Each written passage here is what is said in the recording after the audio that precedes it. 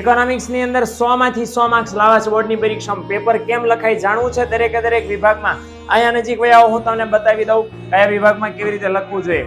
ઇકોનોમિક્સમાં section A જોઈ લો, આવી રીતે ABCD જ્યાં આવતું હોય ત્યાં લખવાનું છે અને એનો જવાબ જે આવતો એ પ્રમાણે મેન્શન કરવાનું છે. સેક્શન એ આવી રીતે લખવાનો. હાલો, ત્યાર પછી સેક્શન બી, જેટલું માંગ્યું છે એટલું લખવાનું. ફૂલ ફોર્મ માંગ્યું હોય તો તમે ગુજરાતીમાં પણ લખી શકો, ઉચ્ચારણ જેટલું માંગ્યું છે એટલું જ અહીં લખવાનું છે. ખાસ નજર નાખજો. વિભાગ સી ની વાત કરું, 2 માર્ક્સના સવાલોની, તો 2 માર્ક્સના સવાલો પણ જેટલા તમારી પાસે માંગ્યા છે એટલી જ લંબાઈમાં લખવાના છે. બીજું કાંઈ વધારાનું લખવાનું નથી. જોઈ શકો છો તમે કેવું સરસ પેપર છે. ચલો, વિભાગ ડી ની હું તમને વાત કરી દઉં. ઓકે, તો વિભાગ ડી માં 3 માર્ક્સના સવાલો છે. 3 માર્ક્સના સવાલો પૂછે તો આવી રીતે તફાવત છે, બે બાજુ 6 મુદ્દા છે, વિકાસના લક્ષણો પૂછ્યા છે, આવી રીતે સરસ મજાના 6 લક્ષણો શોર્ટમાં સમજાવ્યા છે.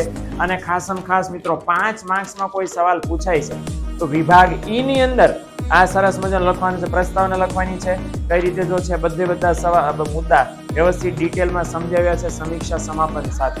આવી રીતે લખશો પેપર એટલે ગેરંટી છે પરીક્ષામાં 100 માર્ક્સ આવશે.